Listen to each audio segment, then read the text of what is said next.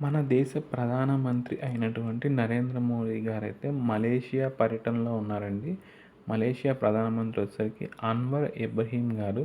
వీరిద్దరి భేటీలో అయితే దాదాపు 11 ఒప్పందాలైతే కుదిరాయండి. వాటిలో చిప్ మ్యానుఫ్యాక్చరింగ్ ఒక మెయిన్ ఒప్పందం.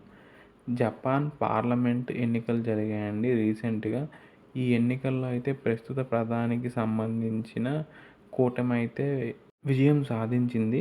ప్రస్తుత ప్రధాని సనాయి తకాయిచి అన్నమాట. ఆమె లిబరల్ డెమోక్రటిక్ పార్టీకి చెందిన వ్యక్తి.